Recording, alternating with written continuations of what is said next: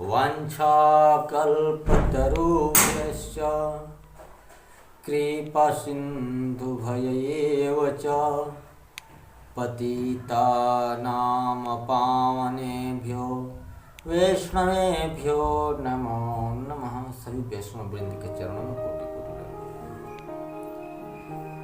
आज हम उत्पन्ना एकादशी का कथा श्रवण कर रहे हैं।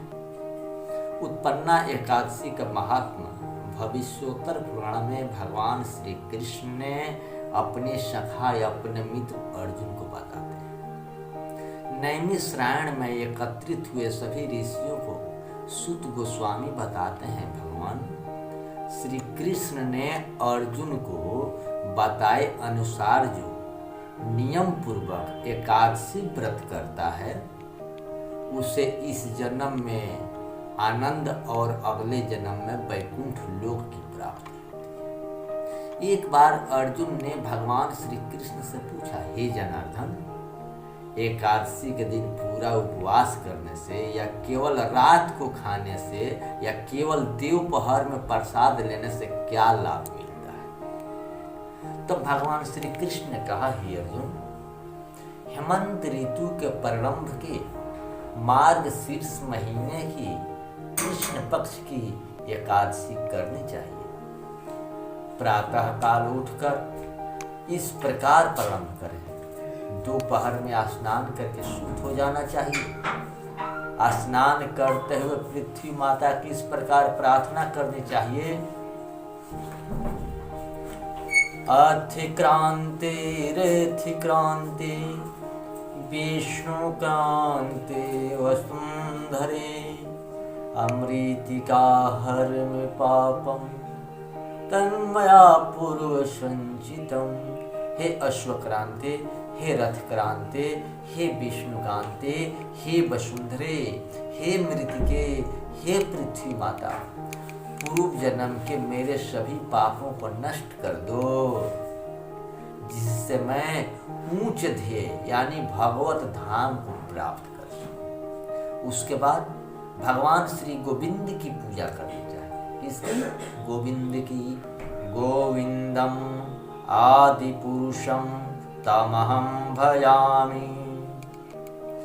एक बार देवराज इंद्र सब देवताओं के साथ श्री विष्णु के पास गए और इस प्रकार प्रार्थना करने लगे, हे जगन्नाथ, हे पूर्ण पुरुषोत्तम भगवान, हमारा प्रणाम स्वीकार करें।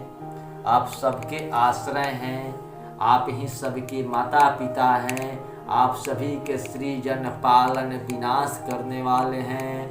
आप धरती आकाश समेत सभी ब्रह्मांडों का हित करने वाले आप ही ब्रह्मा, आप ही विष्णु और आप ही महेश हैं। यज्ञ, तपस्या और वैदिक मंत्रों के स्वामी तथा भोक्ता आप ही हैं। इस जगत में ऐसी कोई भी चराचर वस्तु नहीं जिस पर आपका नियंत्रण न हो। संपूर्ण जगत की चर अचर वस्तु के स्वामी तथा नियंत्रण आप ही हैं। हे पूर्ण पुरुषोत्तम, हे देवेश्वर, हे शरणागत वत्सल, हे योगेश्वर, दानवों के सभी देवताओं को स्वर्ग से भगा दिया है और भय से उन्होंने अपने चरणों की शरण में ली है। कृपया उनकी रक्षा करें, हे जगन्नाथ। स्वर्ग से भूलोक पर पतन होकर इसे दुखी देवताओं को रक्षा कीजिए, अपने शरण में लीजिए, प्रसन्न होइए प्रभु।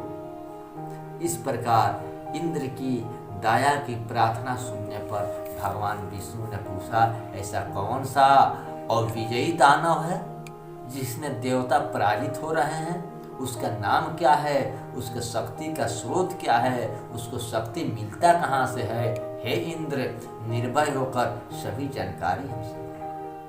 इंद्र ने कहा, हे देवेश्वर, हे भक्तवत्सल, हे पुरुषोत्तम, देवताओं में भय और चिंता निर्माण करने वाला असुर नंदी जंघ नामक कुल में उत्पन्न हुआ, उसके जैसा है उसे बलशाली और कुप्रसिद्ध मूर नाम का बेटा है उसका। चंद्रवती नाम का भव्य नगर मूर राक्षस की राजधानी है। इसी मूर राक्षस ने सब देवताओं को स्वर्ग से निकालकर स्वयं वहां निवास कर रहा है। इंद्र, अग्नि, चंद्र, वरुण, जम, वायु और सूर्य, चंद्रमा सभी देवताओं का अधिकार उसने छीन लिया है। हम सब देवता मिलकर भी उसे पराजित नहीं कर सकते। हे विष्णु, आप कृपया उसका अंत करके देवताओं की रक्षा कीजिए। इंद्र के यह शब्द सुनते ही देवताओं को कष्ट देने वाला मूर राक्षस के प्रति विष्णु को क्रोध आया। वे कहने लगे, हे देवराज, मैं स्वयं उस शक्तिशाली दानव का वध करूंगा। आप सब चंद्रावती नगरी चलिए। सब देवता भगवान के कहे अनुसार चंद्रावती नगरी में जाकर अनेक प्रकार के शस्त्र जमा करने लगे। दानवों के समर्थ से पहले ही सभी देवता भयभीत थे, पर अब भगवान विष्णु के नेतृत्व से निर्भय होकर देवता रणभूमि में पहुंचे। उन्हें देखकर राक्षस क्रोधित हो गए और भगवान ने सभी असुरों को पराजित किया, परंतु मूर को पराजित करना कठिन लगने लगा। मूर को पराजित नहीं कर पाए। अनेक अस्त्र शस्त्रों का उपयोग करने पर भी भगवान मूर राक्षस को मार नहीं सके। 10,000 वर्ष तक दोनों में बाहुयुद्ध चला। अंत में मूर राक्षस को पराजित करके भगवान बद्रिकाश्रम में हेमावती नामक गुफा में विश्राम करने के लिए चले गए। भगवान श्री कृष्ण कहने लगे, हे अर्जुन, उस असुर ने गुफा तक पीछा करके उसमें प्रवेश किया। श्री विष्णु को निद्रावस्था में मारने का विचार किया। उस समय उनके शरीर से एक तेजस्वी कन्या बाहर निकली। वह शास्त्रों से परिपूर्ण थी। उसने मूर राक्षस से बहुत समय तक युद्ध करके उसका वध किया।